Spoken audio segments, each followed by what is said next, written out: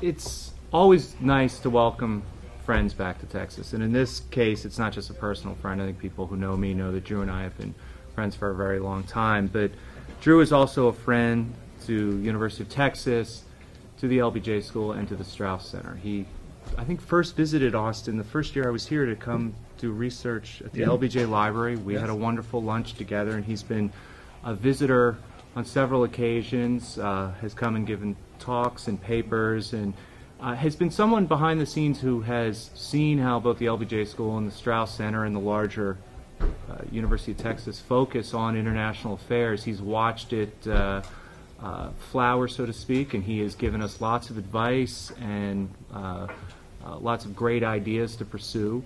And for our purposes, watching him during the same period over the last few years as his career has really taken off, as he's become an increasingly important person, someone who we're very lucky to know. I knew Drew back when you in the day, back when you were ABD, right? ABD. Yeah. But we always knew you were meant for sort of great things, and you certainly have fulfilled that promise and then some. For those who haven't had a chance to see Drew's biography, I knew Drew as a historian. He was at the Olin Institute for National Security as a fellow, and also running their speaker series the year I met him. That was about 10 years ago. Since then, he, I think, very nobly went into government service, starting out first at the State Department's Policy Planning Office, and then moving to the CPA, where he, I can never get your title quite right, but it seems as if you were running pretty much all of higher education in Iraq for quite some time. And for those who get the New Yorker, who's read George Packer's book, The Assassin's Creed, Drew is one of the people who comes out looking much better than just about anyone else, which is no great surprise. Drew went on... It doesn't take much. I'm not going to say anything about the bar, but Drew, of course, comes out looking very good. Drew then went to the National Security Council, where he was at the director level for, was it Iraq, Iran, and there was a third... Strategic planning. Yeah, so it's a pretty small portfolio that he had. Drew then left government service to go to the private sector, showing he's a triple threat: higher education, government, and the private industry, where he's now a consultant at McKinsey and working on a variety of exciting projects. And I think what's important about this is that Drew brings, unlike a lot of people from just one of the sectors, he brings a view from all three sectors, which I think gives his perspective, his views, a lot more fuller, more interesting, nuanced perspective. The way we're going to do this is going to be a relatively relaxed conversation. The title of Drew's talk is, "Are We All Nation Builders Now? Stabilization and Reconstruction in U.S. National Security Policy." Talk to Drew about this. Obviously the word Iraq isn't in the title, but I think a lot of us are very interested in his perspectives on Iraq, and Drew has said he is more than happy to answer this question. So I believe Drew's going to talk for about 15, 20 minutes, and then we'll open it up to an informal conversation, and Drew has told me he's especially eager to get all your questions and ideas and perspectives. So please join me in welcoming Drew Erdmann back to Austin, Texas. Thanks. What's up? Wait a minute, Drew. Before you start, there's a sentence in my email. Before entering government service, Dr. Erdmann was a historian. This will never cease to be. That's a good... Well, we'll see. I think in this talk you'll see that I still am, because of the way I approach some of these issues. But I guess I still am a historian. I suffer from that. Thanks a lot for the introduction. What I'd like to do today is, again, as Frank emphasized, it really is an informal conversation. It's part of a potentially larger project that I'm working on post-conflict stabilization. I've been interested in these issues, I guess, going back about 15 years. The immediate work I'm doing is something for the Stanley Foundation. There's a project called the Bridging the Foreign Policy Divide Project, where they're bringing together two authors, one from the Republican Party or Democratic Party, to write together on certain key topics. I'm not a Republican, but they needed someone to fill in, and since I'd served in the Bush administration, but I'm working with Suzanne Nossel on post-conflict capability. So that's the kind of immediate thing I'm working on. But again, I'm been working on a larger set of things related to post-conflict stabilization. what I'll say today is not baked. It's not even half baked. It's kind of at the stage of getting ingredients together. So I hope everyone can help me out with that.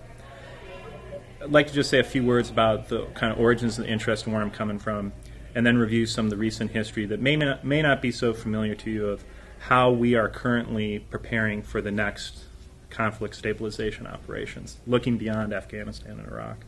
So the origins of my interest in the topic, just kind of autobiographically, I've been fascinated and wrestling with for the last, 15 years when I was a historian, the challenge of our search for victory, American search for victory.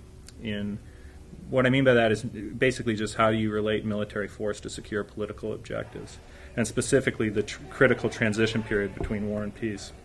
And the basic question is, why haven't we done better at this? After all, we've done quite a bit of it. It's a recurring feature of international life. It's a really hard thing to do, but I think you can ask the question at times, why haven't we been at least better prepared? The second thing is personal experience. At the Department of State, and then in Iraq, as Frank mentioned, in the kind of ill-fated Office of Reconstruction and Humanitarian Assistance and the Coalition Provisional Authority. Then at the National Security Council, what I had the fortune or misfortune of being able to witness firsthand is that we're very good at regime elimination, but we're not very good at regime change. Okay, replacing it with something. We can eliminate things, but the kind of creative transitional, actually changing to something, we have difficulty with, or at least most recently. So, personal experience. To step back and reflect upon it, though, is kind of the classic so what question: why should anyone else care? These just idiosyncratic interests of mine. First, I think it reflects, looking at these challenges on stabilization reconstruction policy, it reflects a generic problem that is perhaps common but nonetheless important, which is it's the tools that are in the toolkit of the U.S. government significantly constrain what the government can do. New ones can be forged or adapted as you go along, but that's really hard. Now, you can say that's really a prosaic observation. Nonetheless, I would argue that in a lot of the literature and with some policymakers, that isn't necessarily such a prosaic observation. That some of the confidence that we've seen of those who've advocated the use of force and those who followed it and acted upon that advice most recently, at times reflects a lack of awareness of how crude some of the tools of the toolkit really are and how that limits the strategic options and what you can achieve. Second thing is I would argue and would really love your feedback on this basic assumption, which is I think we're going to be in this business for a while. Putting aside Iraq and Afghanistan, I agree that our imperial appetite may have been satiated after the Afghan appetizer and the Iraqi main course, but I think we're going to be snacking on this stuff for a long time to come. And there are two fundamental premises behind this kind of dietary judgment, I guess, culinary judgment, I'm not sure. Number one, very baseline thing, bad stuff is going to happen in the world. And number two, U.S. power and interests are going to lead to our involvement. And if you just look at the frequency of the kind of stabilization operations since the end of the Cold War, and this is the RAND studies among others, the UN peacekeeping has been doing a new operation about every 6 months. And the U.S. has been in military interventions about every 2 years since the end of the Cold War. And there's, I think, no structural reason in the nature of international affairs to imagine that suddenly the basic dynamics that have led to that kind of situation, whether through intrastate conflict, the vast areas of quote-unquote ungoverned space, the kind of some of the corrosive forces operating on the inability of some nation states to effectively administer their territories, etc. I don't see that that's going to radically change in the next couple of years. So this is just a feature of the international landscape. So there are many topics. So those are the reasons why I'm interested in it and why I think you should care too.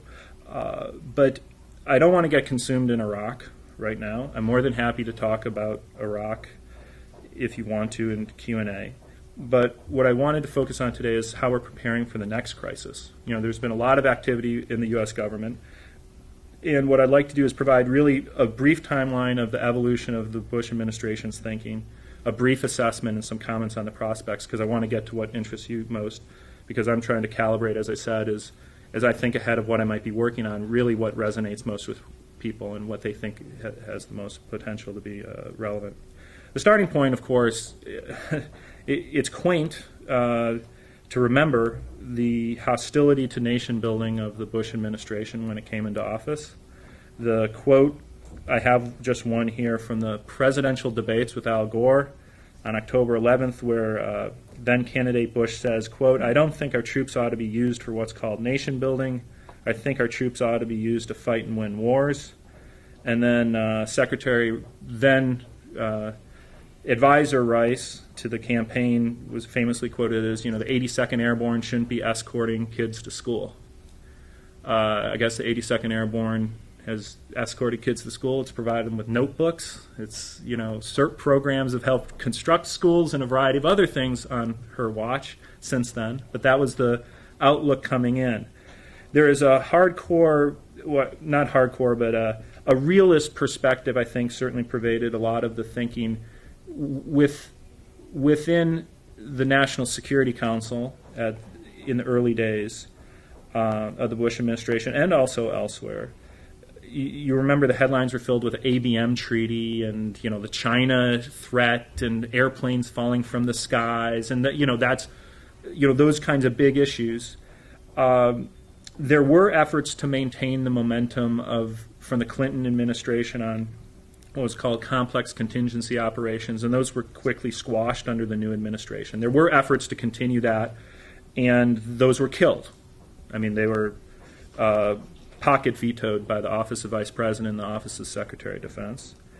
The perspective, the kind of realist nation-state perspective, I can remember working on the initial drafts of the National Security Strategy of 2002, and Dr. Rice put down on paper some of her initial thoughts, and I can assure you that terrorism and transnational issues were not in those pages.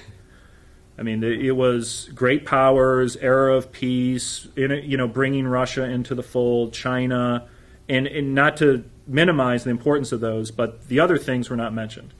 As a minor tidbit of a historical footnote, the NSC prepared a briefing document for the National Security Strategy. It was unclassified. It was about 15 pages long of all the different things that needed to be done, and the word terrorism appeared once. And it was under the relations with Russia, under cooperation with Russia. There might be cooperation on terrorism issues. I just used it, and that was done in July 2001. So in any case, that's the perspective. Then, of course, you have this break because of 9/11, Afghanistan. You have, and it's really encapsulated in the National Security Strategy of 2002, what it became, where the U.S. is, the quote, more threatened by weak and failing states than we are by conquering ones. There is, I think, a genuine strategic shift in people's perspective. This is not just within the administration, it's on the outside as well. The idea that the defining challenges of the 21st century in national security terms are due to the weakness of states and the potential consequences to the United States because of that. What I'd like to do is just briefly review, okay, again, I'm putting to the side the issues of Afghanistan and Iraq, which more than happy to talk about, but focusing on then when the administration said, hey, we need to build up our capabilities looking beyond Afghanistan and Iraq, looking to the future of the United States needs more tools in its toolkit to help with especially the civilian side of post-conflict reconstruction moving forward. It actually began before Iraq. There was an interest at the NSC and Steve Hadley, and even some talk of coordinating with the UN and building up peacekeeping forces. It accelerated in 2003, and this is kind of on a separate track from the Iraq situation. It was supported by outside groups feeding in ideas. The United States Institute of Peace was one that was cooperating, National Defense University, others. There was some activity on Capitol Hill. The Council on Foreign Relations played a role in this as well. So it's a very interesting kind of example of where outsiders were brought, quote-unquote outsiders, were brought in to feed ideas into the policy process because people on the inside didn't have enough time to delineate all the options.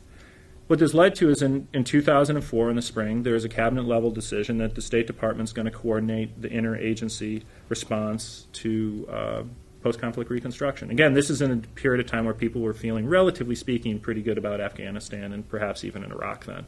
Depends on your but again, you take us back to April 2004.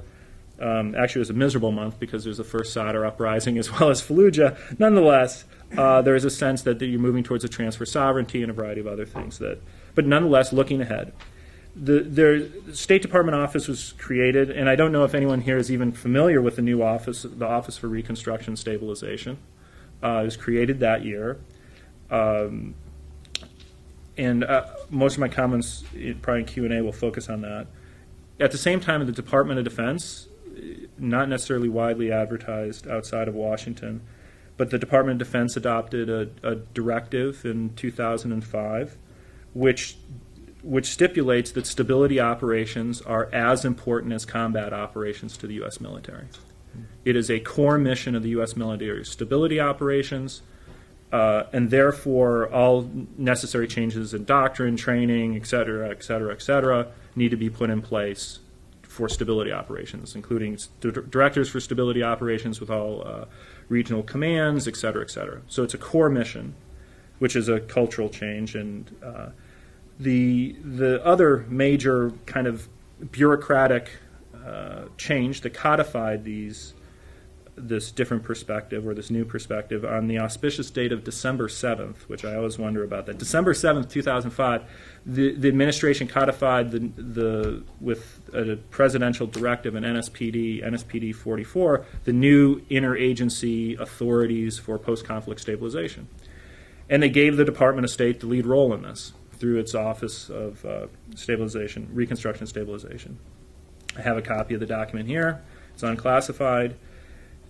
And I will now shift to the kind of assessment part of just a few comments to tie this together rapidly, which is, if you actually look at the document, I think it gives the Department of State something like 12 major responsibilities, and they range everything from preparing, training, developing doctrines, strategies, plans for all post-conflict situations, but also pre-conflict situations, countries that are at risk, preventing them from falling. It's an incredibly ambitious mandate. It also puts the Department of State at the center of planning responses to these, as well as coordinating the entire U.S. government interagency.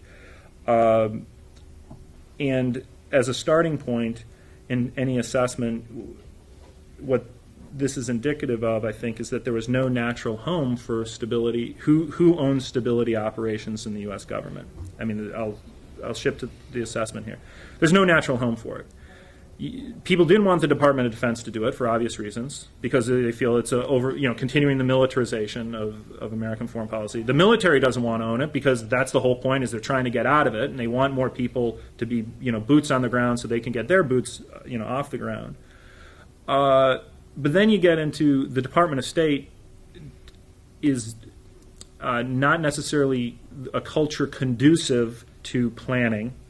In fact, there's an outright pervasive hostility to planning, because you don't want plans, because plans restrict your ability to maneuver and diplomatic give and take, and diplomats hate that. More profoundly, though, basically the State Department is not a culture of operators. I mean, you wouldn't go to the State Department if you wanted people. I mean, they can arrange, and I say this as someone who worked at the State Department for 4 years. They can arrange protocol and motorcades, and some of them are very good, and I don't mean to minimize this. Some of them are true masters of disaster. They are the people, the special breed, the people who look for Central Asia, who look to go to Burundi and Rwanda, there are there, but they're not the dominant force in the Department of State. And it's not a culture of people who get stuff done and who move stuff from point A to point B. The culture is writing memos. It's not even PowerPoint, it's memos. That's what they do. And that's their job, and they do it for the most part well, and they do negotiations, and it doesn't fit. Post-conflict stuff, as we've seen these recent protests to shift to Iraq, why doesn't the State Department have more people on the ground staffing up these critical missions?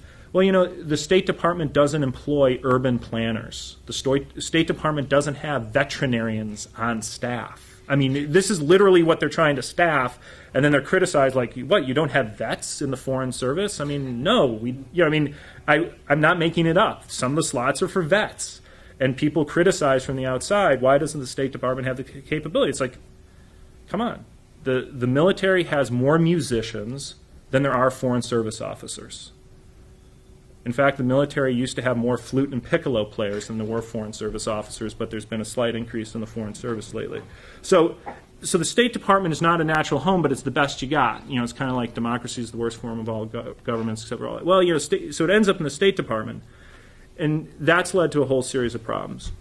And then there's a ridiculously broad mandate, which is just totally impossible to fulfill, and should have been circumscribed, I would argue. And so that's led to a kind of attention deficit disorder where nothing's been done. I mean, it is embarrassing to look at what has actually been accomplished. An example would be supposedly we should have a civilian reserve. This is one of the formal things. And it's still kicking around years later. I mean, they're still working on maybe having a plan to institute a civilian reserve.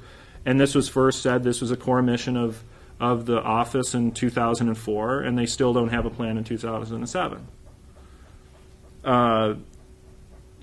So it's an orphan child.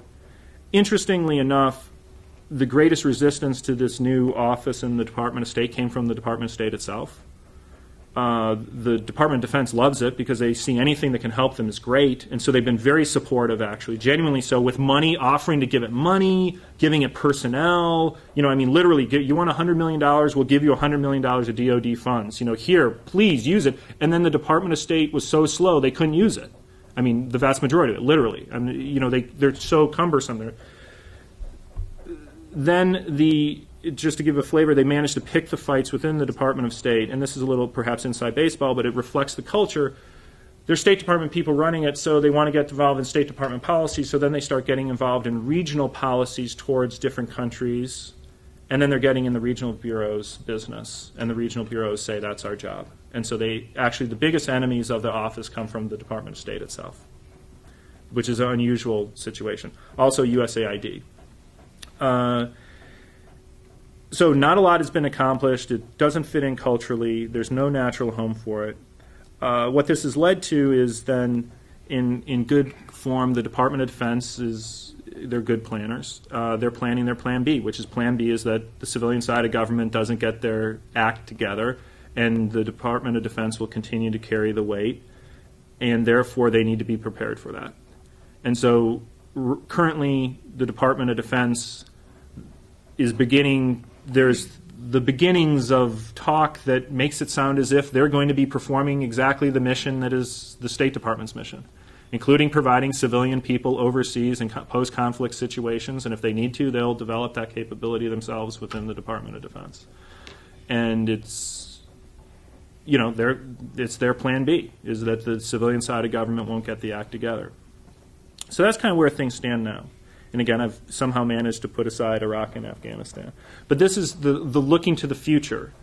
So I'll step back and, again, very briefly try and tie things together.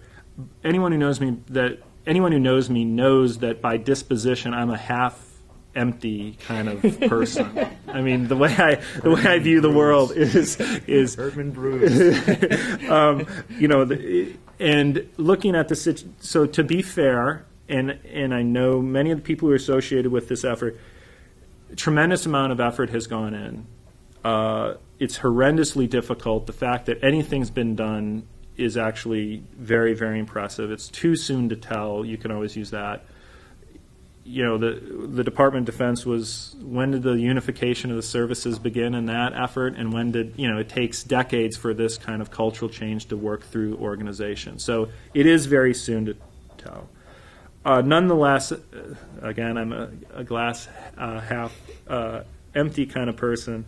I'd say that I can't be very optimistic of the trajectory of things. It has not achieved high-level backing. That is not just because, for example, Secretary Rice would say it isn't a priority. It's because, in a way, the individual leadership of the office has not been up to the task of delivering tangible impact or something that's usable. So people get very frustrated, and it's fallen off the priority list, so to speak. So therefore, I think the window is still open, and this is where I'd stand looking for 18 months from now. We will face an unusual situation that whatever happens in Iraq and Afghanistan, we have a a cadre of literally thousands of people with extensive experience doing post-conflict reconstruction. Not all of the U.S. government, and I should say, and again, press me on it for other examples, there are parts of the U.S. government that have handled this mission pretty well. Treasury, I think, has done a pretty good job. Some parts of USAID. But there is a cadre of experienced people out there. There is some desire to constitute a civilian reserve capability. The question is, can that be harnessed, number one? Number two, will the next administration that come in, will there be a reaction against the imperial ventures of the last few years where they say, this is not a priority, we're not going to touch this? And already on Capitol Hill, there's some on the left who say no Iraqs, and there's some on the right who say no more Bosnias. There's kind of getting this interesting Capitol Hill alignment of, some people on the left and some people on the right are getting together, and they're just like, there's no way we're going to support anything that might enable the government to get us into these these things again. Whereas I'm one of the people who, my perspective is, it's going to happen. To appropriate this may not be entirely apt, but to appropriate a line from my dissertation advisor, Ernest May, it's basically like the philosophy behind sex education. If teenagers are going to do it, they might as well be well informed about what's going to happen. It's going to happen, and so we might as well be equipped and as capable and do it as safely as we possibly can, because I think that, again, it comes back to the structure of where we are. So to sum up, I'm not very optimistic, but there is the possibility that if the next administration comes in and kind of capitalizes on, there's a lot of human experience out there, there's a lot of tangible, real-world, practical capabilities. The question is whether it evaporates, and to draw a Vietnam analogy, whether it evaporates as some of the experience after 1975 and kind of counterinsurgency warfare evaporated within the U.S. military, and we had to relearn those lessons. Will that happen in this case? I mean, that's the challenge I think that we're facing right now, and I don't have an easy answer to it. So that's a broad survey. I think I only mentioned Afghanistan like twice and Iraq about 5 times, but nothing in detail. So what I really want is your help on what is interesting, what is not, and I can certainly pull out richer things related to the story. I only gave a very brief thumbnail of the kind of personalities and some of the implications of this bureaucratic tale. So I'll leave it at that. Well, thank you, Drew. That was a terrific but also somewhat depressing presentation. And I think I first recognized that George Packer was a brilliant journalist when I saw the subheading of the part in the New Yorker article about you that said Erdmann broods. And having known you for quite some time, and I think that's an important role, and I think we need more people brooding, and it's I think being a glass half empty person, which you most decidedly are, I think is actually something very useful, and I've certainly found it quite helpful because I'm deliriously in the other category. And I think you've cured Elspeth's concern about your not being a historian anymore, and I want to ask you a question that actually is somewhat historically related. I want to talk about 2000 and some of the statements you made there. You quoted what Bush said and what Condi Rice wrote in her Foreign Affairs article about the distaste for nation building. And frankly, that was something a lot of people found quite appealing. You're going to be shocked to hear this, but over time I've become even more Galtzian. This horrifies even me. And perhaps it's the case. Perhaps it's the case that the Bush administration's policy on this was as naive as its sex education policy and pushing abstinence. But again, I think a lot of people who were disappointed in the Bush administration, it has something to do with that. And you several times in the talk said, you sort of implied we can't go back, or this is with us to stay, although you did mention the different political constellations. And I wonder if you could kind of flesh out a little more for us why that is the case. And when you said when you're planning for the next available operation, that's my heart sank, right? I mean, but to me, that just... Well, I mean, I think again, what I'd say is, we will be snacking, right? I mean, we had to send people into Lebanon last summer. They might be small niche capabilities or something like that. We have people now in Darfur, right? We have Haiti could go on again, off again, any day of the week, right? They're planning right now for Cuba. No, I mean, they're planning right now for Cuba, Somalia. So I think one of the problems in the discussions is, and I have again tried to avoid Iraq and Afghanistan. Iraq and Afghanistan matter a huge amount, self-evidently, for the lessons you learn from them, from the basic fact that they've sucked the oxygen out of everything, and they've distorted our economy. They're destroying our military. They're potentially going to destroy the foreign service. They're going to do a variety of things. I mean, so that's the gift that keeps on giving, and that's a structure. That's the half full. Now to get but I say that, Iraq and Afghanistan are big structural problems that we are going to be, unfortunately, burdened with for a long time to come, and let's put that aside. Nonetheless, the focus on that kind of thing moving forward, I think the only scenario, I mean, if North Korea goes under, the South Koreans are not going to be inviting us in to help reconstruct North Korean society, I think. I'm just going to, they're going to handle it themselves. So then you say, then maybe Iran would be the only big one sitting out there. Let's put that to the side for a minute. Please. Please. Nonetheless, I think if you look at the likes of the Liberias, the Haitis, the Cubas, the Darfurs, you run through the list of things, they're out there. And whether we like it or not, we will have to deal with, the next president's going to be dealing with something. And the odds are that American military and civilian assets will be deployed in the next 5 years in a new place, or dramatically expanded. Maybe Darfur. Maybe I'm just saying, that's a bet I'm willing to make. And it could be shaped by the political alignment. I mean, it could be that Darfur may be likely under some scenarios versus others, or if Fidel dies tomorrow, action may be forced upon us. Haiti, just because of proximity, and the U.S. Coast Guard can't handle all the problems. So,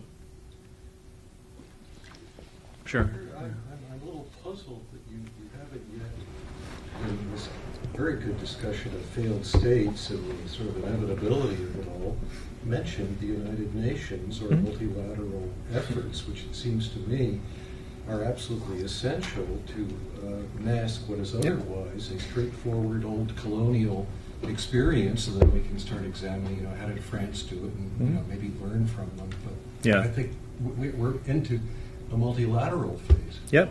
The point is an excellent one, and I think that number one, at least the research, for example, Rand has done some research on the UN and basically its nation-building experience. And it has a better track record than we do, but it tends to take on easier missions than we do. So, it's peacekeeping versus peace enforcement and all the rest. But, number one, I would personally would not at all minimize the importance of a multilateral framework going forward for most operations. Okay, there may be some, like Kosovo, where we can't have the UN imprimatur. I'll give a very practical reason that's on a political plane, and then we can talk about the actual integration of maybe capabilities. But at the most practical level, legitimacy matters. And this is to step back from the nuts and bolts of whether you have people. Legitimacy matters. The UN gives legitimacy as much as anything does. And the reality of that is evidenced. Oftentimes we complain that our allies are not willing to step up to the plate. Well, they are. You look at Afghanistan. But they have very limited resources. And what we have seen is due to real domestic political pressures in our European allies, I believe European governments making the judgment that Afghanistan is a legitimate place to use military force and Iraq isn't. The British are not crying about casualties. They're kind about casualties and problems in Iraq. They're taking more casualties in Afghanistan than they did in Iraq. But the public is willing to support it. And part of that is because it's under a totally different framework. So I absolutely agree. Just, having it under a UN framework can make a very practical difference in the kind of resources that are put on to tackle one of these incredibly difficult problems. So that would lead me to a perspective that, perhaps I even would have thought of it in 2002, that, we should rapidly transition to some kind of UN control or something like that in Iraq. There are some people who thought in those terms, if we were going to go ahead with the war, that we needed to get out of owning the thing explicitly for a whole host of these reasons. So I absolutely wouldn't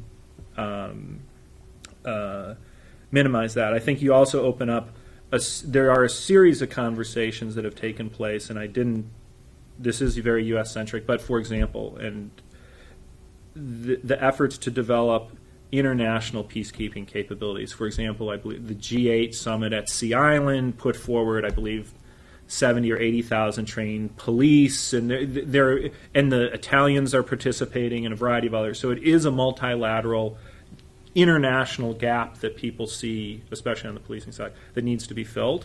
There have been efforts to begin to address it, also with NATO, EU, and a variety of other things. So I think that is an important thing that I need to really flesh out here, because I absolutely agree. It's an essential part of the story.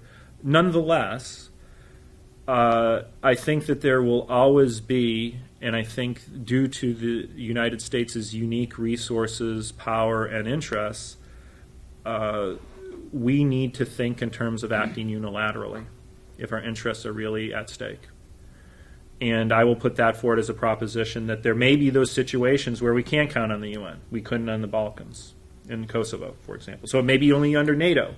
Or if it's in Latin America, for example, if it's Cuba, we may be carrying 95% of the operational load, which is different from the umbrella in which it operates under. So I'll just... I think even Kosovo, check me if I'm wrong, now, for some time. Yeah, eventually, but not going. We're talking about post-conflict situations. But I don't know if it was predetermined that the UN would decide after the fact that it was a legitimate operation. Because they didn't. I mean, originally they weren't going to agree to it. So and the other point that I'd make is that that there is. And this is perhaps a banal observation, but there's the critical window of opportunity to move in as rapidly as possible with the capabilities while things are still in flux in the post-conflict and sometimes non-permissive environment, to start getting in place the rule of law and that kind of stuff. And, we're going to own that in some situations. We did it initially in Kosovo, for example. We did initially in Kosovo before the UN showed up. Then we can negotiate how we're going to share and whether the EU gets what slice and who owns which pillar. And I'm not going to, but there was a period of time before the UN. Others were with us. It was under NATO, and I'm just using that as an example. It's under NATO, but I could imagine a scenario where we shared with Russia. The Brits got the Russians Yep. in right away. I don't want to introduce a note of optimism in this discussion, but have you thought at all of the atmosphere at the end of the Gulf War, when we thought, yes, in UN terms, it might be a moment for resurgence, but more than that, there were people who argued that regionalism might be a better solution than multilateral efforts, or certainly unilateral. Mm-hmm. Is there any possibility that the impulse that we now have in trying to deal with North Korea by bringing China and other protagonists into the act might be a model for elsewhere? We're thinking, you mentioned Latin America as though this is a unit. Definitely. But is the regional track one that needs to be examined? I think that, again, this is where you can be half empty or half full, or it also depends on your time horizon. I mean, you can look at Africa. I mean, there's been a lot of effort to develop indigenous African peacekeeping capabilities. And you can look at the situation in Darfur. And the I'm not an expert in it, but I think it's fair to say that the African Union has not been able to carry the load there. There is the hope that the regional powers could carry the load, but they can't. So therefore, that leads to it leads on two tracks. One is that I think that it is absolutely correct to say, well, you redouble your efforts to build up the capabilities for regional powers or regional organizations to address their own concerns. Correct.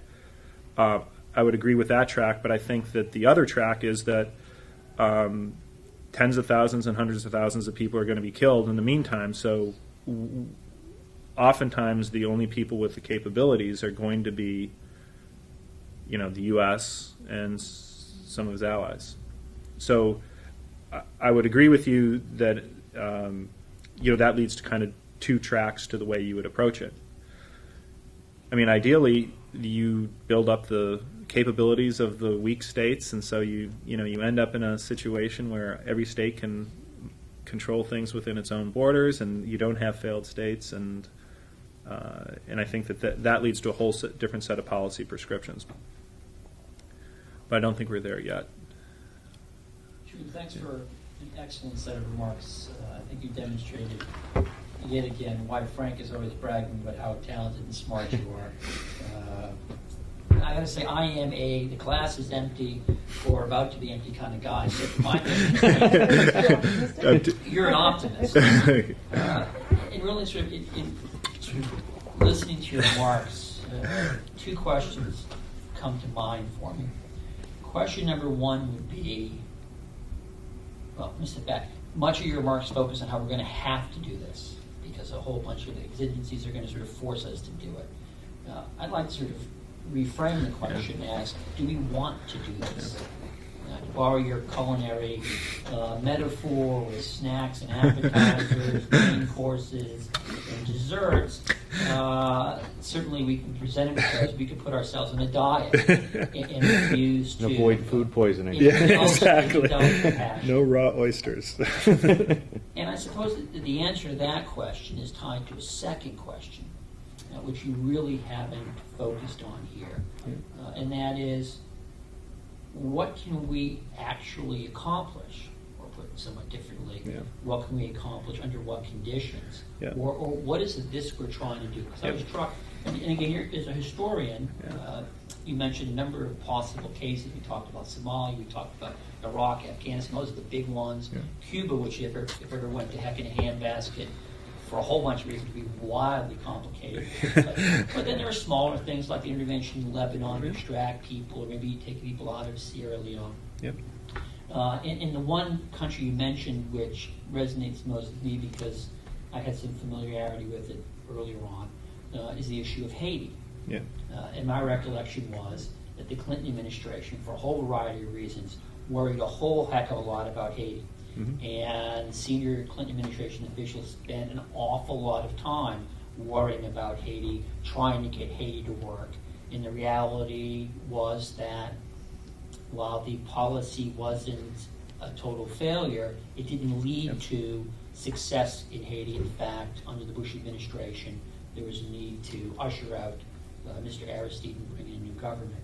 So I guess I could just sort of, we can go beyond sort of the broad question of, we're going to have to do this. We could sort of talk a little bit more about what's the this, what can we reasonably hope for. Because one thing to do is, I think Professor Henry pointed out, is you can sort of shift responsibility, either in substance or in sort of name, so you can somehow diffuse it. It sounds better if it's a UN or a multilateral thing rather than a U.S. Another possible way of going at it is to simply have very low expectations for what you can accomplish. That is, you may go in saying, we're not going to fix anything. Our goal is not to fix the country, because we know we can't do it. And so not to look at it as, let's say, an orthopedist might, a broken bone, but more as an internist facing a chronic disease, in essence, what you're trying to do is contain it and limit it. I've talked too long, so I apologize, but again, I'm a pessimist in all this, so I'm looking forward to you cheering. See, now I can show my true colors, because I am much more perhaps even pessimistic than I presented in my talk. Which, I mean, my perspective, I think, is in line with yours, which is number one, it's comes back to the fundamental constraints within our U.S. government, but as you highlighted, the nature of the problems that we're trying to tackle, whether it's a Haiti or whether it's in Iraq or in Afghanistan or even in East Timor. I mean, that these are incredibly difficult challenges. The track records are, you have to have modest expectations at best, usually. Usually there is a fundamental disconnect between our expectations and our hopes and what we're actually willing to commit to it, and which leads to acute disappointment and feeds a cycle of disappointment overall. I guess, I mean, my perspective comes back to you get what you pay for, and we tend to do all this stuff on the cheap. Okay, I mean we're shifting out of the, this is just some generic observations, and that I think is a more profound challenge of getting people to understand. And I was getting perhaps too tactical in some of the things I was discussing. The broader strategic point is if you're gonna walk down this road, whatever that road is, you better know how hard it is. And that your odds of wild, optimistic flowers and chocolates is probably not going to happen, even if everything goes your way. And nothing ever goes your way. Nothing ever goes your way. I mean, that should be the baseline assumption, is that nothing is going to go your way. And so you're thankful for what. So I absolutely agree. So I would be probably the person in the room who would be stressing caution, caution, caution. Do you understand the nature of the commitment that you're going to make to tackle some of these challenges? And they vary depending on the specific context. So we could detail the rebuilding state capabilities, whatever. It depends on the ethnic composition, depends on the unique history of each case. But as a generic observation, you get what you pay for, and we tend to do it cheap. We tend to, and I think at least the recent record substantiates that. Penny wise, pound foolish. Sorry.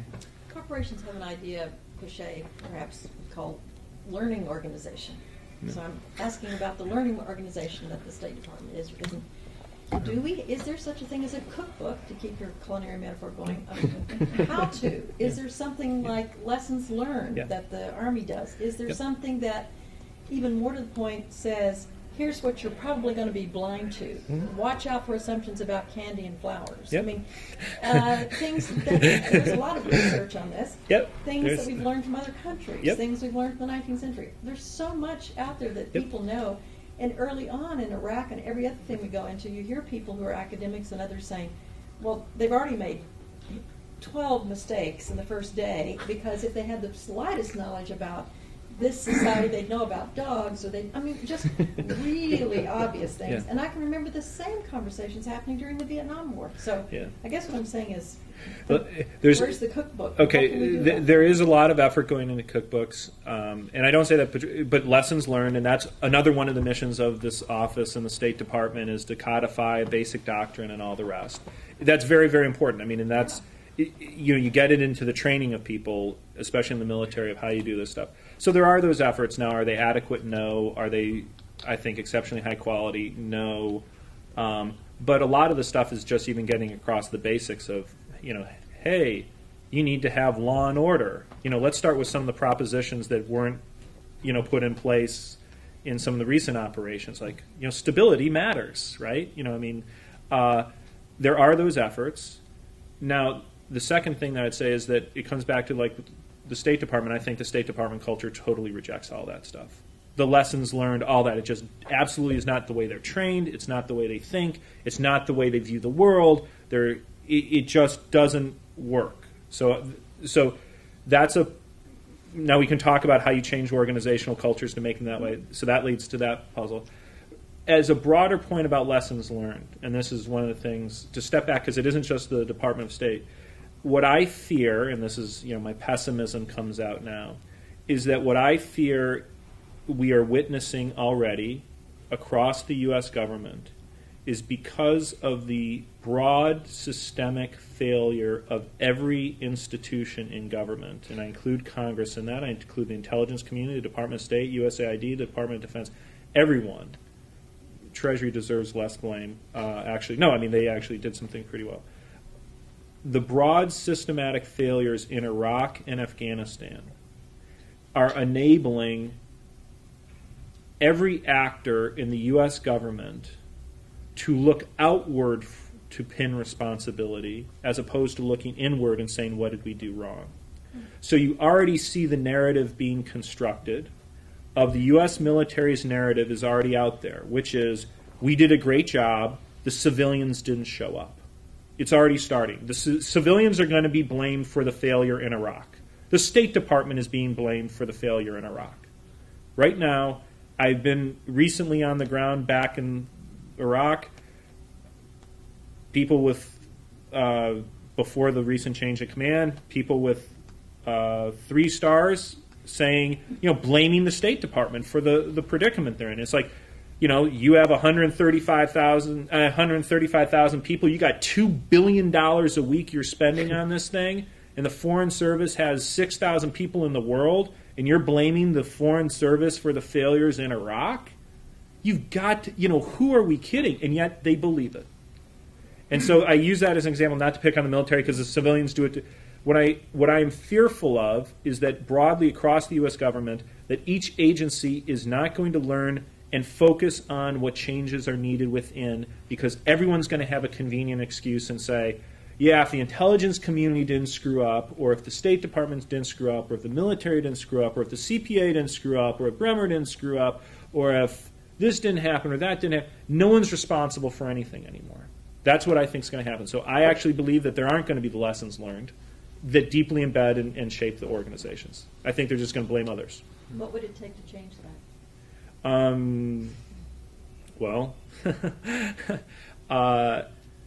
It would.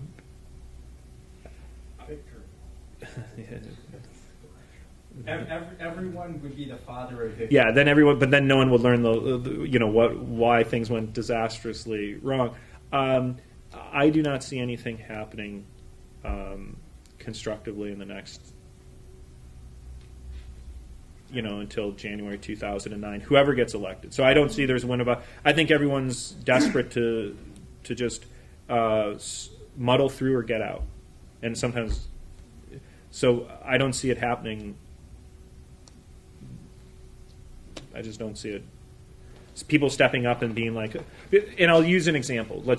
Secretary Rice makes a mention of, hey, we made countless mistakes when she's on a trip to Britain, whatever, about a year ago, and the press goes ballistic and it becomes a whole big thing, and it's like you can't even talk about it. I mean, everything's so politicized in this environment, you can't talk about this stuff. And I would argue, the Congress has its own fair share of responsibility for some of the, not primary, but no one is. It's all politicized. It's all emotional, and I don't see anyone being able to kind of step forward and say, God, we really screwed up. So I think he called your glass empty and raised you one. Yeah, I mean, it's I feel reassured. exactly. Our patron saint is Igor. So. Whatever became of the county team, the country team concept? I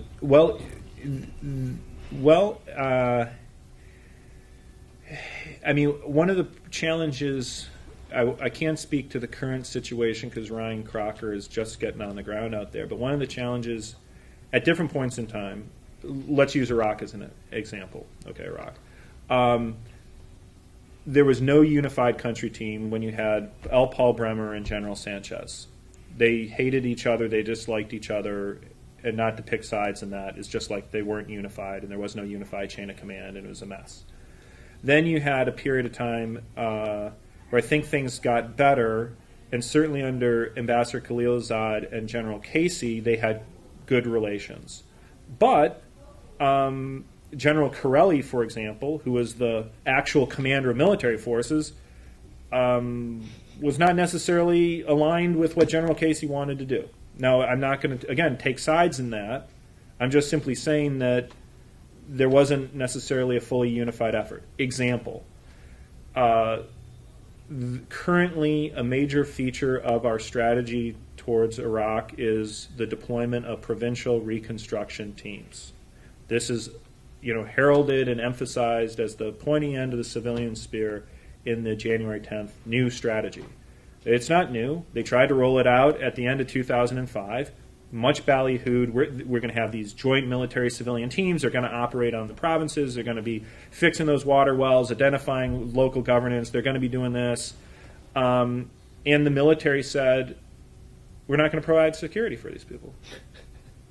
The military said, we are not going to provide security for these people. Why not? Well, it's not an essential mission. It's not, Because there are a few guys going off in the middle of nowhere where it's a pain. It's a pain. Out when they get in trouble. It's a pain. These are people. It's a pain. They're putting them at risk. They're moving. Civilians were contractors, right? No, they're Department of State people. Some of them are contract USAID. But the provincial reconstruction team, at the same time the military has, this is one of these things. At the same time the military has said there isn't enough civilian presence out, getting stuff done with the Iraqis. You're trapped in the green zone. It's like, okay, we want to put someone in every province and get them out there. It's like, we're not going to provide security for them. And if you think this is a joke, you can fly down to Hilla and then you'll see who's the security force for the State Department people who go out and work. It's not the U.S. military, it's Blackwater. And then people complain that the price tag is too high because they're hiring private sector security. And it's because there are decisions of oftentimes, just talking about, other examples of where there were efforts to knit them up with the military units so that they would be working together. And then you'd have brigade commanders who are like, I don't want these guys based on my turf. So a political decision was made and the military would not... Oh, I'm shocked. There's gambling in this establishment. But at what really? At what level? At a certain point, this is a national priority. Commander in chief. A national priority. And the training, and this is where, and the training of Iraqi security forces is the most important mission in Iraq. Look at the history of General Petraeus' command and ask yourself one basic question. Was General Petraeus' command, when he was in charge of training Iraqi security forces, was that command ever fully staffed? Did we ever put, for the most important mission in Iraq, the few hundred officers and enlisted men into the multinational, Minstiki Command Iraq? The answer is no. Most of the time is at 50% staffing. So there's the difference between the bullet points on the memo or PowerPoint in Washington, D.C., and there's the decision. That's the most important thing. And then the military example, and very practical. This isn't inevitable, but very practical to come to the situation with training Iraqi security forces. It's the most important mission, yada, yada, yada. Self-evidently. Everyone would agree it's the most important mission. But if you go to your battalion commander or brigade commander in Anbar, or there are Marines out there, let's say the brigade commander up in Diyala province, and you come to him and say, I need 10 captains or 5 captains to help train Iraqi units, will that brigade commander say, oh, I'm going to give you my best captains in the world, or is it, boy, I'm going to get rid of the worst captains in the world? And if you've ever seen videos of the training, or if you've ever, this is a chronic problem. Is it inevitable? No, but it requires certain oversight or whatever. This is a micro example. So there's all this stuff that's been going on, and it's still... Yeah, I don't have a placard. I'm Jason Brown. You do have a placard. Okay, well, thanks for your remarks. It's really interesting. I've been reading a lot on the subject, including the RAND study that you mentioned. But I guess to me it seems like if you're saying that regardless of the outcomes in Iraq and Afghanistan, no matter how bad they may ultimately be, this is going to be attempted again. If that is the claim, then I think we're drifting outside the realm of rational deliberation. The most basic form of learning is to be able to say, I expected this outcome, I got this outcome, I should not try that again, because I know if I do try it in Iran or whatever, there'll be another Abu Ghraib, there'll be another insurgency. we'll start another civil war. And I guess my problem with the literature really is an unwilling, and also with some of the discussions and concepts you presented, is really an unwillingness to grapple with that underlying political problem. And to frame this project, whether it's to be called nation building or something else, as a technical task that is amenable to kind of American agency, rather than something else. The RAND study, for example, I think gets it exactly backwards. By focusing on duration and resource investments, it acts as if Japan and Germany's democratization after World War II was a replicable product of American intervention. If you look at their cases, it's actually not that the U.S. worked really hard and invested a lot of time in the countries that did best. It did less in the countries where it did best. Refurbishing existing institutions, reactivating constitutions that were already there. Or in Panama, just kind of jumping in for 3 weeks and then getting out of the country. So even the exemplar cases become cautionary tales for nation building about how we shouldn't be attempting it again. We should stop going into Haiti, something we've been doing since the early 20th century, if not earlier. And actually, to get back to Churchill, we could say that gradual, conflicted self-determination is a pretty bad way to build up state institutions, but it's better than all the forms of nation building that have been tried.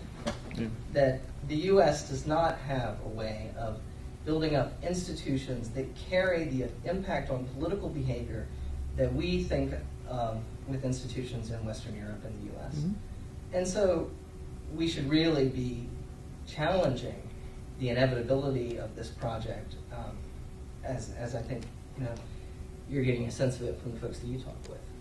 Well, again, I agree with almost everything you say, but I'd push back on some, which is I don't think that Jim Dobbins and the RAND people, have a Germany, Japan can be replicated. At least that's not what I've ever heard Jim Dobbins say. So maybe it comes through, or maybe there's different readings of so.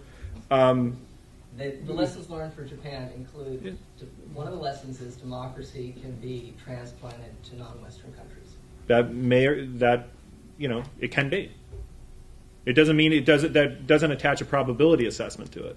That may be poor analysis. We can colonize Mars next year, then. No, actually, I think that's technically not possible. I'm saying this is technically not possible. That's my claim. Okay. I don't mean to define things exclusively in technical terms, and we had some discussion of that. On the rational learning, the sources of success or failure are so overdetermined, you'd have to have knowledge that I don't think we have. So in the same way that I think the work of, and again, I apologize because I'm not in the academic world, but I think like Phil Tetlock has done analyses of exactly the experts are those people who are most dangerous precisely because they can explain away all sorts of errors because they're equipped to do so. And actually their rates of success, and I think that that's exactly one of these things, is that people can learn. I mean, look, I could spin a story about Iraq and be like, oh, it's just, as some people already are, it's just a razor thin, if only there had been a provisional government put in, and then you get all these counterfactuals spun out. So that impedes learning. So I think there has to be a more sophisticated understanding of the complexities of these phenomenon and how people think and can rationalize different things. Because I think that, to me, my lessons of Iraq that I think are empirically based or whatever, if I sat down with some people from the American Enterprise Institute, for example, we'd have just really, really different views of what went wrong. Some similarities, but really, really different views. So I'll leave that point. And I guess where I come from is not an expansionist desire to embark upon, nation building. I think that some of these will force themselves upon us. Okay? I believe, now it could, and there are a variety of impulses. We may face a situation where everyone feels comfortable when everyone feels comfortable with the statements of, it was right for us not to try and intervene in Rwanda. I'm putting aside the operational capabilities and all the rest. When we had, again, in the same presidential debate in October 2000, now President Bush was very forceful and explicit on that. It was the right decision not to go to try and help those people. Okay, maybe, maybe not. Some people with different sensibilities would have a different assessment on what we should be doing in Darfur. So it could be for humanitarian impulses. Or, to use an example of Haiti, we may not like it, we may not feel we even have a good chance of success because we have had a horrendous history stretching back, but I have a feeling that many of the people who have representatives in the U.S. Congress from the great state of Florida may have a perspective on what goes on in Haiti in very practical terms, or what goes on in very material terms, that we can't permit certain total collapses of that situation due to the proximity to the United States and due to refugee overflow across the. So therefore, we've got, even if it's a low probability of success, that isn't something we necessarily choose to do. The options may be just worse. And I could see a Democrat making that call. I could see a Republican making that call. I could see Barack Obama making that call. I could see George Bush making that call. So there are some things that just due to proximity, I mean, could the United States ignore certain things that happen in Haiti or Cuba? Could we just simply say, we're not going to deal with it? We're not going to put boots on the ground, or we're just going to ignore it? I mean, I question that. Of course, there are many things for nation building. No, and this is where I totally agree. Perhaps the term nation building is, the RAND studies have a particular definition of nation building, use of military force, to achieve democracy or something like that in a more expansive notion. It could be less limited. Humanitarian relief, basic stability, however you want to define these operations. And so that can be a definitional thing. Right, but that's what Jim Lindsay talked about, and that's a fundamentally less problematic enterprise if you're coming in like there's an earthquake and you're not undertaking governmental functions. So I do want to be clear that there are ways in which you could assist in humanitarian ways that are very conventional, much less ambitious, and fundamentally don't raise the same political problems as undertaking kind of the governance of another society. And I think that I agree. Sometimes in life we get easy. You get a slow pitch. Sometimes you do. But sometimes if you're playing the game of baseball, you don't choose who's your pitcher. Or sometimes, quite frankly, if you think humanitarian relief in Aceh is a simple non-political act, okay. I think these things are all fraught in many of these societies, and they can easily shift from one to the other. So, and I've worked on humanitarian relief operations. You can define it narrowly, and perhaps that's a coherent perspective. Nonetheless, I would argue that there are some situations where it is likely, in some scenarios, that there will be even a domestic political motive or forcing the U.S. government to act in a more expansive manner than just humanitarian Somalia. relief. That's what happens in Somalia. You can have mission creep. Number one, you can have mission creep, but I also will come back to, you can easily imagine scenarios where people, for humanitarian reasons, find it just totally unacceptable what is happening. Can I? I don't mean to. And it could be wrong. That is a political judgment. I'm not saying that it's inevitable. I'm saying I'm neutral on it. Drew explicitly was very eager to hear what our students had to say. We are very fortunate with 3 of our star students here. I'm going to give you guys a chance because Drew explicitly asked me to make sure that you guys, whatever your interests, concerns, perspectives, reactions were, that he really wanted to hear from you guys. So I have a question that somewhat builds on Mr. Brownlee's question, and you've given us ample examples of how nation building has not been effective or productive. But I was wondering if you have any examples that we could add to our cookbook of how to nation build that have been successful historically, since you're still a historian. And I agree, and to pick up on something that was highlighted in the last question, I don't agree with any of the facile analogies. All analogies are fraught, and they're problematic. That's perhaps the one thing I learned as a historian. Nonetheless, and I do agree with you that there's a critical issue in addressing the level of existing state capacity of what you're wrestling with. Are you going into a situation where, the cases that are held up as successful uses of military force, and that after it there was something on a political side or economic side that are better, you can talk Germany, Japan, you can talk Italy, in World War II, a variety of others, but those are particular societies, particular institutions, particular, perhaps some of the progress in the Balkans. But if, I say this is, I'm not wildly optimistic about this stuff. I view it as just like a feature of the international landscape that really bad stuff happens and there aren't easy answers to it, and sometimes you're stuck in it for 10 or 20 years. But what? British colonies. That's maybe the best. Yeah, Neil Ferguson's running. Yeah, Texas. So The jury's still out.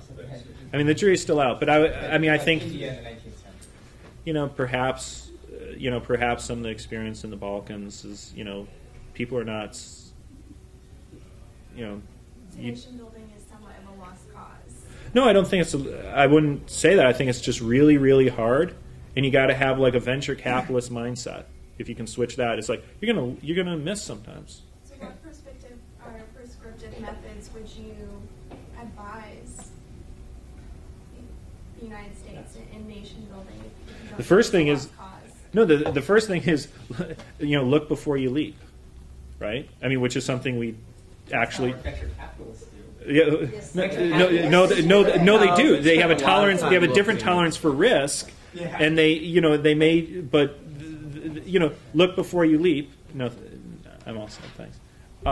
And that may sound really prosaic, but in fact, at least I've seen arguably some evidence of we haven't looked before we have leapt. And the second question you have to look inside and say, and it is a political decision. It's like, does this really matter? These are the big questions. We can talk the technical stuff, which is, do you have the policing forces? Do you have, and getting into all that kind of stuff. Do you have the civil engineers? Do you have the lift for the humanitarian stuff? Do you have enough plastic sheeting? How do you prioritize these things? How do you make a transition from a state-owned enterprise? There's all sorts of literature on that. But fundamentally, the question is, are you looking before you leap, and are you really prepared for what it's going to cost? And quite frankly, I think people convince themselves that it can be done easily or cheaply or fast. And it never is. The lesson I would take from Germany and Japan, Germany and Japan are a roaring success. It's like, well, it took how many years, actually? It took 2 in Japan to reactivate the legislature and hold new elections. And when did the military occupation end? Yeah, the full 6 years and 8 months. Full but panoply. Fundamental changes occurred within the but then the question becomes, the sources of the conflict that you're trying to stabilize are much broader than that. In the same way with Germany, they're much broader to bring stability to a country and a region are much broader than even just those definitions. So I'd argue that those are narrowly defined. One of the most fascinating... Of just having institutions up and running and just formally having a treaty signed or formally... Because I would argue, my perspective is very much shaped by dual containment, and a lot of the things that we were doing for a long time to stabilize certain regions were, keeping the Germans down, the Americans in, and the Russians out. We were stabilizing a society in a region to prevent a resurgence of conflict. So it depends on what vantage point you have. I have a broader perspective, perhaps. One of the most fascinating aspects Tony Judd's work on Europe, the two things that he said about why Germany was successful, which are very controversial. One is the Nazis invested an incredible amount in the 1930s on a great industrial plant that survived the war, so a lot of the economic recovery of Germany had a lot less to do with the Marshall Plan and more to do with really good investment in the 1930s by bad people.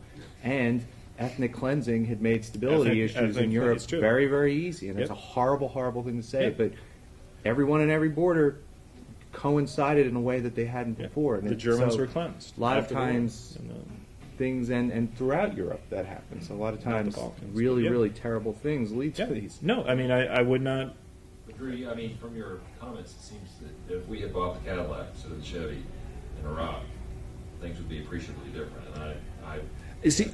And again, now we're getting into the Iraq judgments, and I will give I'll give a short story version, and more than happy to talk offline about it. It depends on what you think is significantly different. Did I believe? I'll put this forward. If we went in with a General Zinni plan for Iraq and yada yada yada, and did not allow the lawlessness, the dismantling of the Iraqi state, and the conscious and some implicit or explicit decisions to empower the militias, which we created a power vacuum, in some cases worked with Skiri and others, the Shia militias, and sometimes tolerated them and sometimes actively brought them in to providing security. I think we would not have a situation like we do today of where people have to worry going down the street to a market in broad daylight that they will be hauled from a car and shot in the head. Now, so at the most basic level, I think there would be a qualitatively different level of stability and order in that society. Would it be, and quite frankly, from the view of the average Iraqi, that's a huge, huge difference. So do I think that it was flowers and chocolates? No. Do I think it's Jeffersonian democracy? No. Would it be, but the outcome that we have today versus an outcome that could be, I think there would be significant, meaningful differences in orders of basic order in society, et cetera, et cetera. And I wouldn't minimize that. And I still have the perspective that even in the wildest optimistic scenario, you're still in for a mighty long time. It's still fraught. It's still, and that was my perspective before the balloon went up. And I thought we were going to do it. And I thought we were going to do a disastrous job. But that's a separate. You think, I don't know what the number is, 400,000 American soldiers, something like that, could have prevented the Shia from trying to extract revenge against collaborators in Sunni? No, because they started in the first days in April 2003. Well, no, but I mean, but however, soldiers in April 2003. However, the basic point is that the disintegration of Iraqi society that has taken place because of the empowerment, the militias did not have support. The parties that supported them did not have widespread popular support by any indication, except for up north in Peshmerga. The Peshmerga, that's a separate thing. We empowered them, and quite frankly, you end up with a situation by creating a security vacuum, or sometimes explicitly empowering them, the British down south. We have ended up creating a situation where in the last 18 months, a rapid acceleration of that Iraqis define themselves in sectarian terms for basic personal survival that did not exist before. And where you have people who are secular, educated, with money, if they haven't left the country, making the decision, if they're Sunni, that they will work with al-Qaeda in Iraq because they need to survive. I don't believe that was an inevitable outcome. I mean, that's how extreme it's gotten. So you can say, well, that isn't that much better. And again, I'm not trying to defend anything. It's clear this is a strategic blunder of monumental proportions. Nonetheless, if you're going to go down this road, okay, my view was always, If you're going to go down the road, you get what you pay for. We tried to do it on the cheap. We got what we paid for. I mean, I agree that sometimes spending less is a problem. But 400,000 or $1 million or $2 million. I mean, I don't know how many soldiers you want. I mean, mostly, I don't see it as a problem of the number of soldiers I mean, in a sense, eventually you have enough soldiers to sit on people, and you've got the German Democratic Republic, right, where there are enough soldiers on every block that you can't get away with anything. But there are going to be bar fights that are going to get out of hand, but no matter how many soldiers we have. Well, I mean, we could people ratting out their neighbors, and getting people arrested. What I would argue, though, is that, and again, we're getting drawn into a lot of the Iraq stuff, but you're raising a broader point, which is, however, the foundation for everything is basic order. I think basic order and stability. We had no space, and the training of Iraqi security forces was a joke for years. So for years. That's your argument, right? Combined. I wouldn't accept that basic security is the foundation, but anyway, I'm just trying to clarify how you provide. I don't know what the if I were, how can you get anything done if you're worried about. If you're worried when you go to the market, someone may take a Black & Decker drill to your head. Right. That has a tendency to influence societies, and people have a tendency not to forget when their cousin had that happen to them, when they were intermarried communities, when there's a whole long list. Even with the tragic history of Iraq, this was in large parts of where the ethnic cleansing has taken place and is taking place in Baghdad and Diyala and elsewhere. There wasn't the level of sectarian identity. And it's now a matter of survival.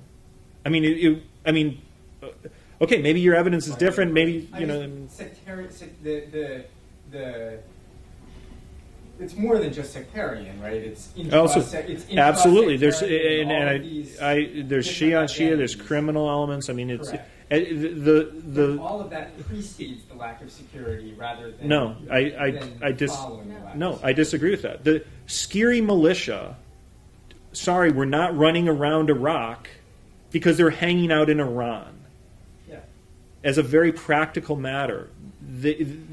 Lots of people who wanted revenge were coming back in April 2003. Yeah. Right? They weren't there before. But these guys there's a difference between people seeking revenge and political parties armed with guns or armed with organized militias that we empowered. Sometimes by conscious decision. Talk to the British down south. Sure. So I mean, there's a qualitative difference. But I mean, let's talk offline about this because I'm more than happy to. But there are some other questions, and there's this. I wanted to hear from the fresh perspective of the students as opposed to dredging up, all these awful debates about how miserable Iraq is. We have one more time for one more question. Or two more. Yeah, okay, absolutely, sure. Absolutely.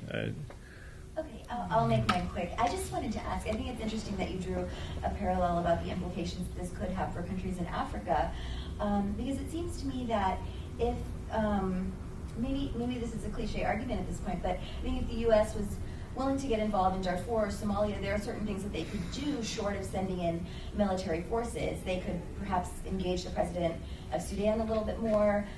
They could aid the African Union financially. They could, in Somalia, if I have my facts right, not back Ethiopian forces. I mean, there are certain things that they could do short of sending in military forces, and I'm interested to hear what your thoughts are on that. I mean, without a doubt, there's a full range of things in the toolkit, right? Diplomatic engagement. Look, I was just speaking with someone who, an assistant secretary of state, who was just in Sudan and just in Darfur and just spoke with the Sudanese officials, and it's like they're a bunch of lying bastards. I mean, diplomatic engagement with that crew is not going to stop the killing in Darfur. Now, we can talk about, so we've played that card, and I'm just responding, specific suggestions. It's like a little more diplomacy at times isn't necessarily going to convince people that the genocide that they're either tolerating or waging is, when they deny it's taking place. That was a direct outburst about further diplomatic engagement. You're absolutely right. You can make the arguments about building up the capacity and funding more of the African Union forces. I believe, though, that some of the perspectives on that are that at a minimum they need increased logistical support and a variety of other things. And our NATO allies have not always been eager to go along with some of this, as you know. Our NATO allies were not pleased when we started to call Darfur genocide, because they know the implications of going down that road. That carries implications, and they're not happy about it because they don't want to carry the load. They don't want to be involved in this. We can do more, and I'm not. A person I used to work for is the executive director of Save Darfur. But I think there's to get to multilateral and others carrying some of the load. I think this is an example of where overall we've all sinned. But I think you also have to realistically look at the operational capabilities of the African Union forces, and they're not the same as other boots on the ground. I mean, in some cases they can carry the load, in some cases can't. And I do not know enough about Darfur and that kind of capability of whether just with the increased lift, increased logistics, that the African Union forces would be able to carry the load. I don't think they can. But that's. But I think you make broader points that are absolutely correct, which is, there's a full range of toolkit. You want to prevent bad things from happening, and if possible, you want to work with the national governments in question to at least protect their citizens. So I don't know if I adequately answered your basic point. Okay. My question is, before, as you were saying, Bush said, and Secretary Rice also said, nation building would be a bad thing in the future. And now we're in a conflict where we're nation building, and I think most people would say it's not working so well. We probably shouldn't do it in the future. So, do you think we're just going to continue to do this even with every time we do it, it's a bad idea, and campaigning on is a bad idea? If Castro dies, Cuba, Haiti, all these places, are we just going to erase the memory and start again? I think we kind of talked about that, but it just doesn't make sense that would be the strategy from here on out. And what strategy would you take, I guess, in those situations? Well, I guess my perspective is, again, I will make a prediction, which is that in the next 5 or 6 years, there'll be a new U.S. military operation of some scale somewhere. Nation building, you think? Whatever label you want to put in, stabilization, supporting Liberia, sending people in, supporting the Australians going to East Timor, whatever. That's not. I'm pretty sure that's going to be a prediction, whether it's wise or unwise or what. So I'll make that prediction. So I will step back from it though and say, I believe that we will inevitably face, because we are the United States, and whether we like it or not, because of our power and interest in the world still, we will be called upon, if we do not call upon ourselves, we will confront some awful, terrible decisions. They will be fraught with all the ambiguities, all the uncertainties, and all the challenges. And I think it's a much better way to approach these issues as opposed to politicizing them in we aren't going to do nation building. Or what nation building is we aren't going to do the Balkans anymore. We aren't going to do politics as social work, but I guess it's okay if we do it in the Middle East and transform the Middle East. That's okay. I mean, I have a view of international politics, which is one which is, I think we will continue to face awful choices, and people have to basically view it as the United States will face awful choices with no easy answers that have on the implications. I mean, to me, it is not an easy thing to dismiss the idea of intervention in Darfur. And I hope, quite frankly, the day never arrives when it's an easy decision to not intervene where hundreds of thousands of people have been killed, and you may have the power to stop it. Nonetheless, at the same time, I can accept and imagine a world where the proper decision by the U.S. government is not to intervene. And that is an awful world. That's the world we live in. And so I'm not, so I'm agnostic on the politics. You can have humanitarian intervention to your grand, transformational vision of transforming regions of the world or exporting democracy or whatever. I'd argue their probabilities of success are lower for some expeditions than others. But I think that all of them are extraordinarily difficult. And I think that any administration, regardless of political, they're going to confront some of those awful decisions whether they want to or not, and it's better not to do the stupid politicalization of turning it into the U.S. shouldn't be doing this stuff as a catch-all. It's going to be context-specific. It's going to be awful, horrendous decisions. And again, I say, the day that it is not an awful, horrendous decision, at one time I read a lot of Weber, I guess, or something like that, the weight of, politics of a vocation and the people who have to make the decisions will carry the dirty hands of, certain decisions. That's just my view of what is inevitable because we're the United States. Because people will call upon us. Quite frankly, people call upon us about Darfur more than they do perhaps some of the others who are impeding, who could do, because we're the United States. And we do have the capabilities, and our defense budget's more than as much, basically, as the rest of the world combined, I guess. Is that about right these days, Eugene? It's huge. It's ridiculous. So I'll leave it at that, on that tragic note. Well, on that uplifting note, we have to let Karen go home. I sense that we could talk about this for quite some time. What I'm going to say is Drew will stay around for a bit afterwards if anyone wants to continue this conversation. I know some of the students may be interested in talking to him. But please join me in thanking him for a very provocative and